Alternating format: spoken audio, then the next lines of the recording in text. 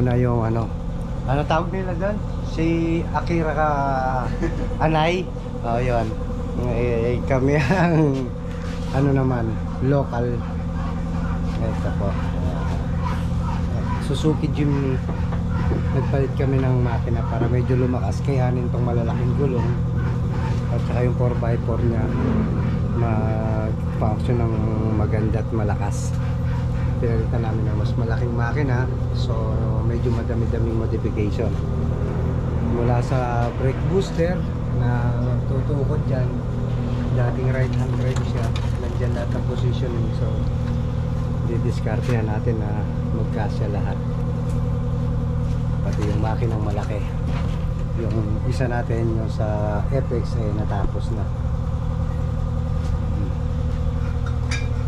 Minodify din natin ang makina, ginawang diesel. Para niya din.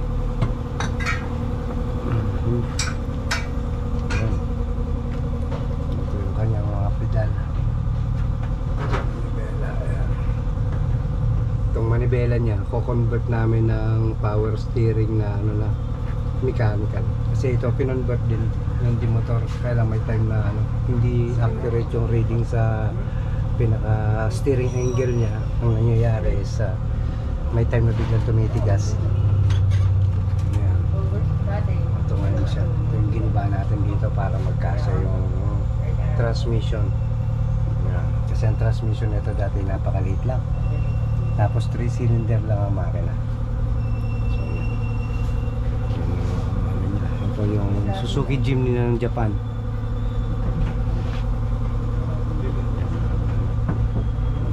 Na gagawin namin.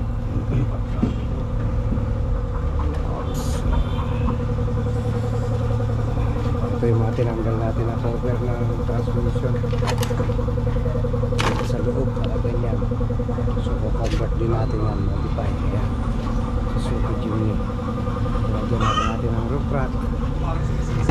Sunod yung dyan pataas, yung kanyang mga sangkaterbang kagamitan.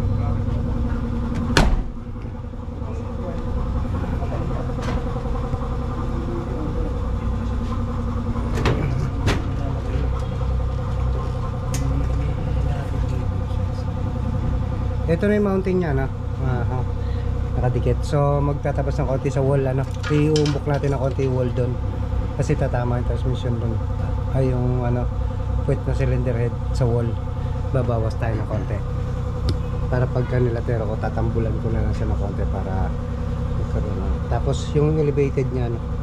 Pagka meron na doon, pag may cross member, may cross member na. Kunin nyo na muna yun, no? Bago tayo gumawa ng iba. May fix muna to. Yung level niya lahat, sukatan nyo na ng ano, paglalagyan ng cross member doon na malagyan siya ng transmission support para makuha na tong balanse. Bago tayo magsimula sa ibang accessories, kailangan yung pinaka-guide natin nakafix na, perfect na siya. Mamaya maglagay tayo ng booster, mag-mounting, tapos nung mag-a-align tayo ng mga position ng makina para sa clearance, maapektuhan pa siya. Baka biglang may tatabasin pa, whatever. Permis na ito. Oo, naka-permis na para kumbaga sa one by one lahat naka-intact na, para na sa ganun yung ano, malaman ko kung ano pa yung mga pwedeng sumabit, ano. Pati yung double, ipoporma na din. Oo, pati yung sa walling niya lahat mapoporma ko na para yung mga ikakabit natin talagang may lalagay siya ng tama, dahil wala na magiging conflict sa iba. Okay. Medyo ano,